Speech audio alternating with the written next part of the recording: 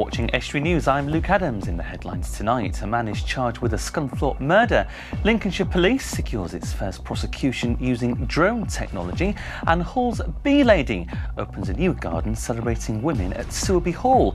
And I'll be talking to Katie Middleton about the Rail, Ale and Blues Festival in Cleethorpes later in tonight's programme. Before that, Leah Nietzsche on a new documentary on Estuary TV about World War II.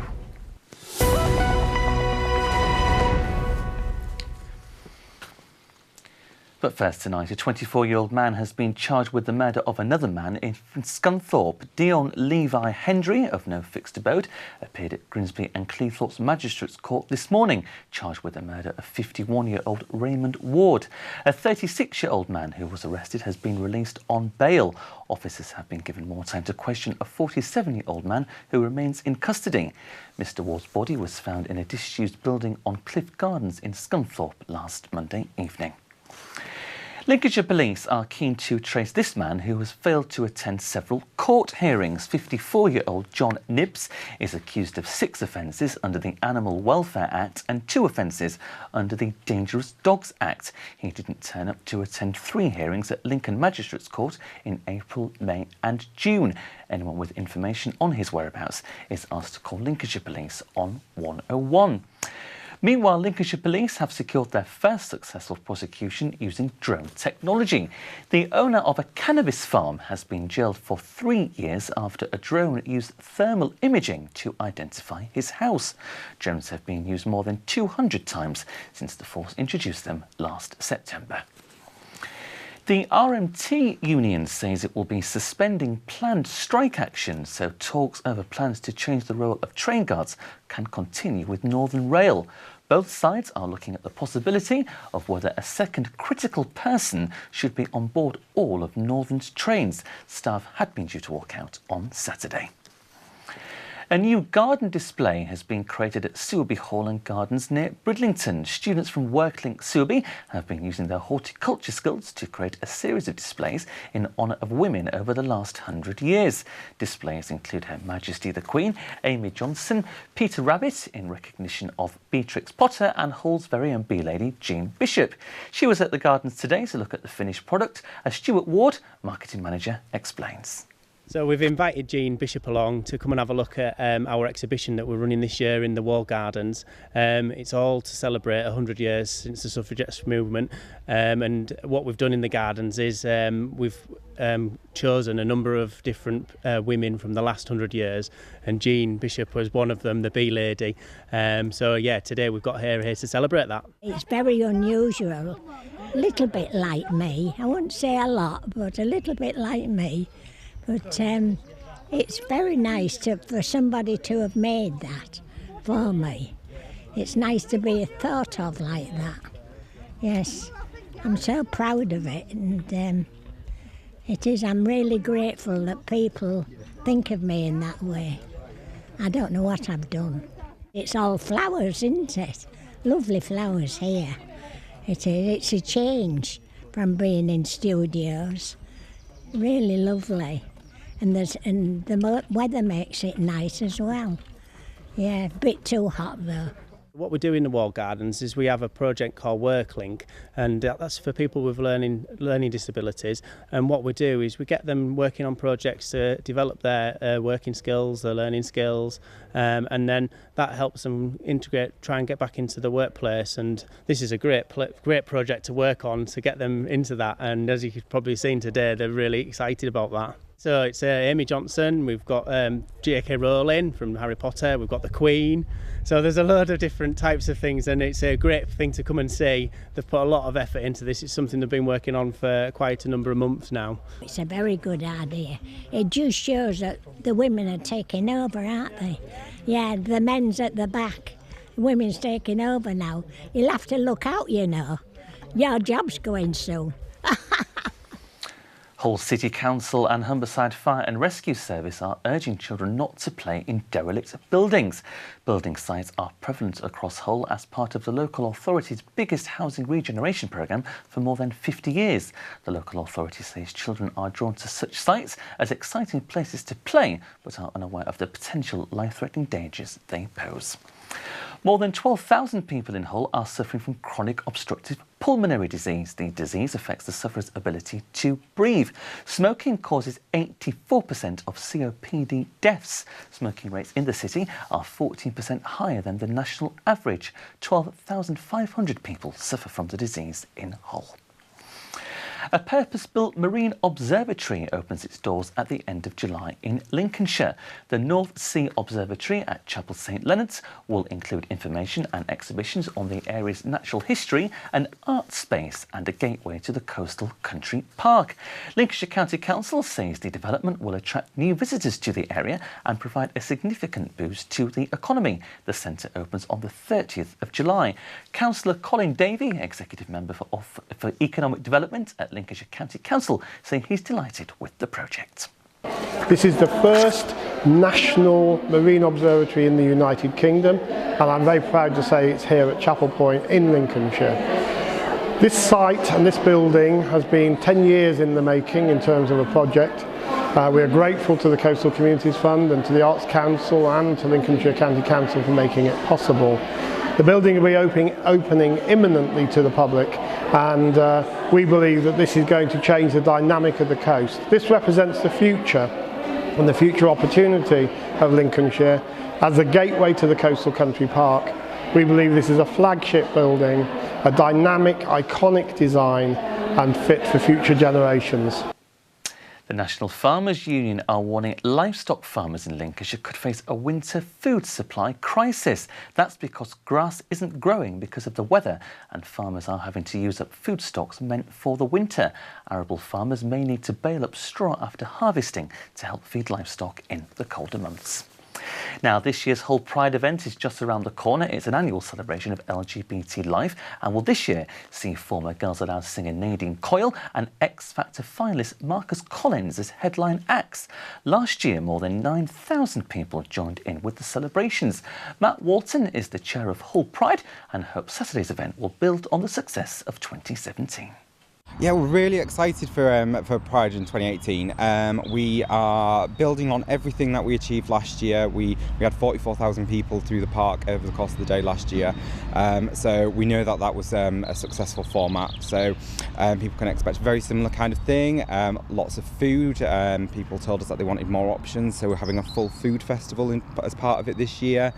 We know that everybody loved the idea of having people from different eras performing throughout the day. So again, expect people from the 80s, from the 90s if you're of the same generation as me, and a few current names as well. And yeah, it's just going to be a really fun, exciting day. So many people told us that it was one of the best days of their life last year, and when you consider how many great things happened in 2017 in Hull, that is absolutely huge. So just more of the same, really. If you saw the parade through Hull last year, people lining the streets to see those wonderful paraders in their great outfits and with their effigies of LGBT people that they were carrying through the streets. It was so nice to see, and it was so heartwarming to see that the people of Hull turned out for the LGBT community. But we always say that we make sure that Pride in Hull is a really family-friendly event. So you can bring your grandma, you can bring your kids, you can bring your dog, you can bring whoever you want. It is a very, very family-friendly event, and it's very welcoming.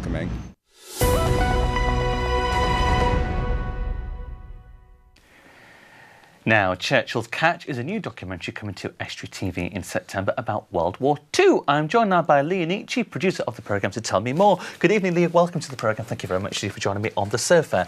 Alistair Grigg, one of our viewers, says hello to Leah, by the way, first of all. Excellent. Hello, Alistair.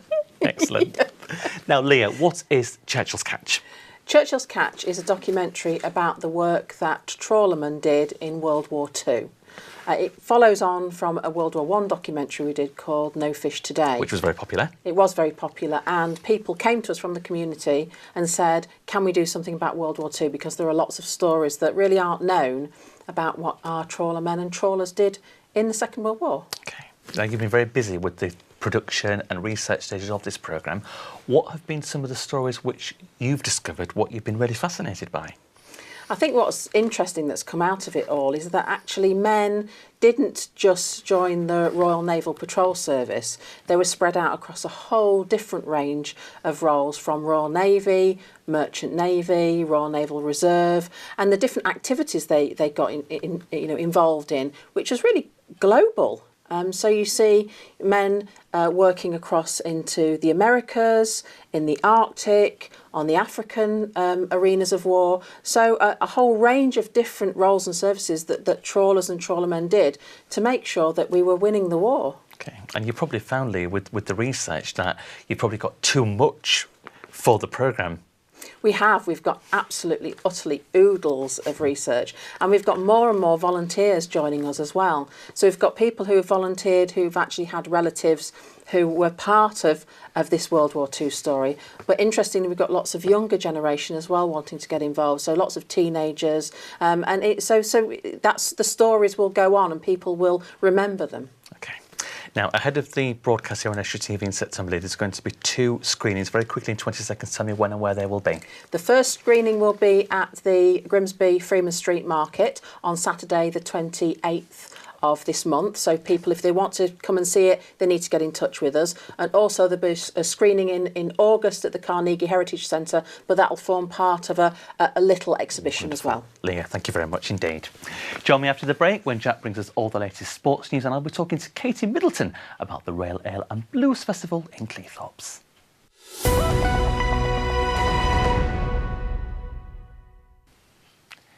Welcome back, you're watching Estuary News. Still to come tonight, Jack Booth brings us all the latest sports news, and I'll be talking to Katie Middleton about the Rail, Ales and Blues Festival in Cleethorpes.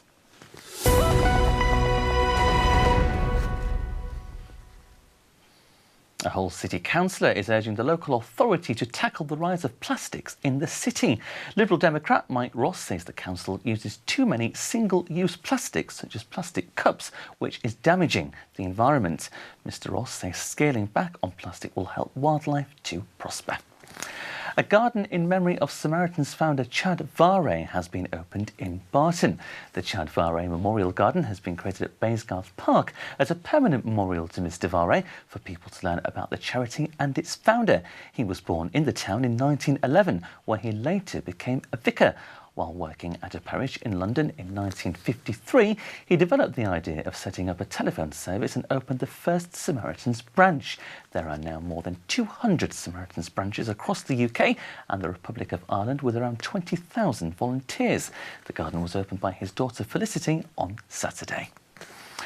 A local cheerleading squad will be stepping out across the Humber Bridge to raise funds for their local hospital. Members of Scunthorpe Tsunami All Stars will be raising funds for the Health Tree Foundation, the official charity of the town's hospital, and Lindsay Lodge Hospice.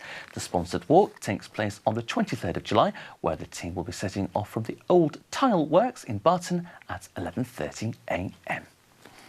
Hull's Veterans Weekend will be held in East Park next weekend. Now in its 13th year, the family event recognises and celebrates the role of our armed forces, both past and present. The event will see veterans and current servicemen and women in attendance. Military vehicles and memorabilia will also be on display. There will be 40s music from the Frank Cleveland Band, Jump Jive Singers and a George Formby tribute artist. It takes place on the 28th and 29th of July. Links Inspire libraries are calling for children to read books as part of the Summer Reading Challenge. 4 to 11-year-olds can borrow and read any 6 library books. This year's theme is Mischief Makers, inspired by the Beano comic celebrating its 80th anniversary. Children can sign up to the challenge at their nearest library, where they will be given a Beano town map to keep a record of their reading journey. The initiative launches on Saturday.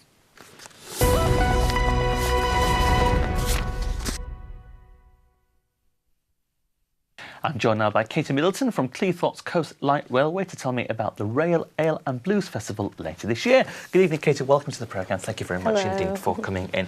First of all, happy 70th anniversary. Not to yourself, of course, but to the railway. How did this weekend's event It was a huge success.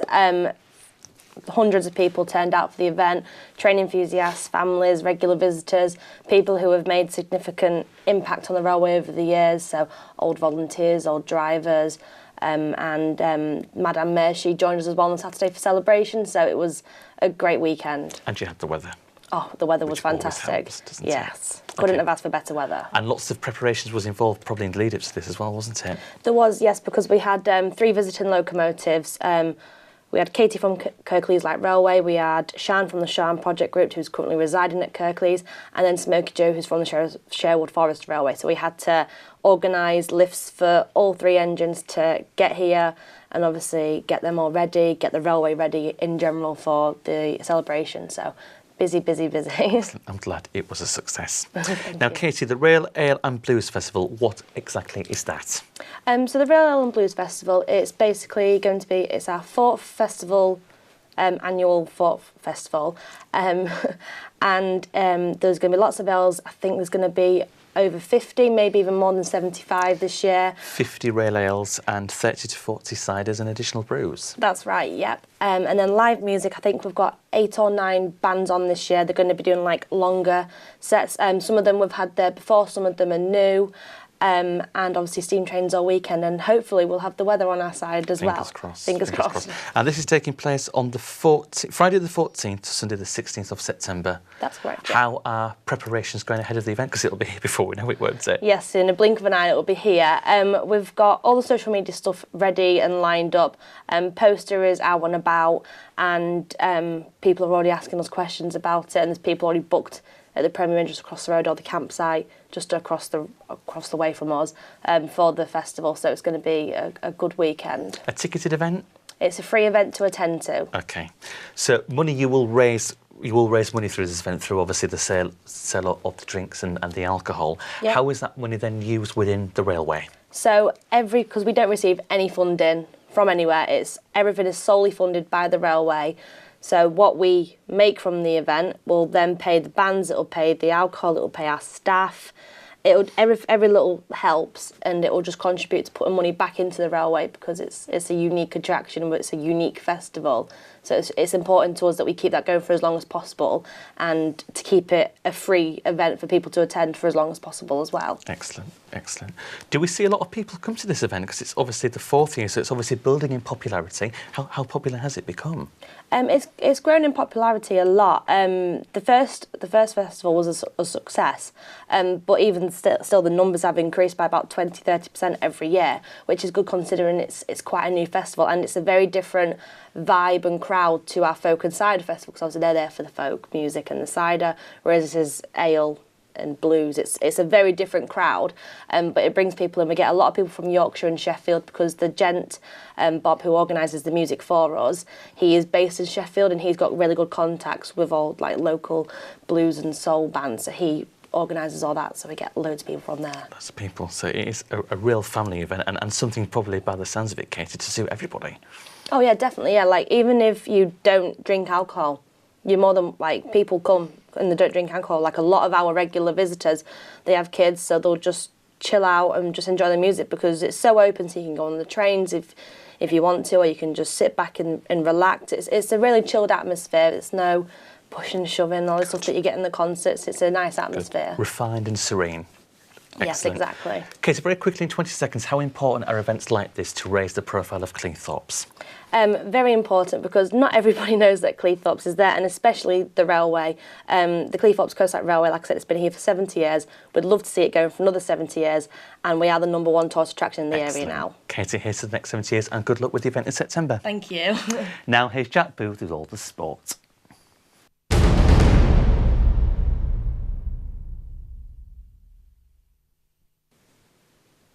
We start with football, and Scunthorpe United have submitted plans for a new 11,000 capacity stadium. The stadium will remain within the grounds of Glanford Park, with the current stadium being demolished to make way for the new facility. The new stadium will be built stand by stand to enable the team to still play home games whilst the stadium is being constructed. Subject to planning permission, the construction of the new stadium will begin in the autumn. On the field, the Iron have started their week in Austria for a pre-season training camp. They play Austrian 3rd Division outfit SV Seekirchen on Wednesday. On to Grimsby Town now, and summer recruit Elliot Whitehouse has been ruled out indefinitely after sustaining a ruptured anterior cruciate ligament injury. The 24-year-old midfielder only signed for Michael Jolly's side in June from Lincoln City, but now requires surgery. On the pitch, they take on League One Sunderland tomorrow evening at Blundell Park, followed by a trip to the Linden Club to face Clee Town in the quarter-final of the Lincolnshire Senior Cup. Hull City rounded off their tour of Portugal with a 4-1 defeat at Primeira Liga side SC Braga on Friday evening. New signings Jordi Devise and Rhys Burke appeared in black and amber for the first time despite the defeat.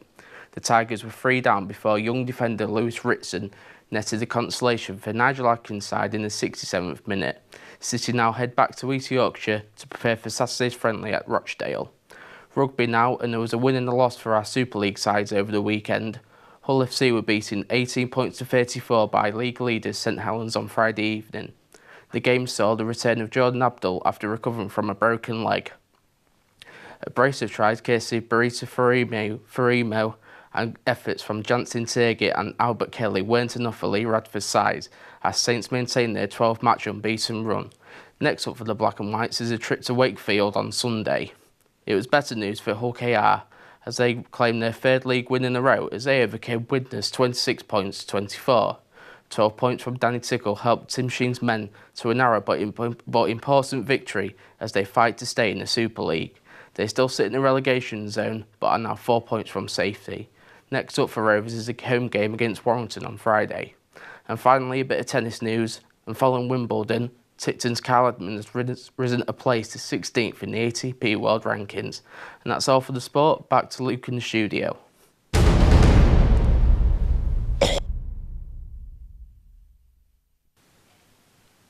Thanks very much, Jack, and thanks to my guests Katie and Lee for joining me on today's programme. If you have a news story, then please visit our Facebook or Twitter pages. Details are appearing on the screen as I speak. You can email news@estuary.tv or phone our news desk, which is on 01472 31553, or write to us at the usual address. We always look forward to hearing from you with any news stories you may have. We'll see you live at 5:30 tomorrow. From all of us on the team, have a great Monday evening.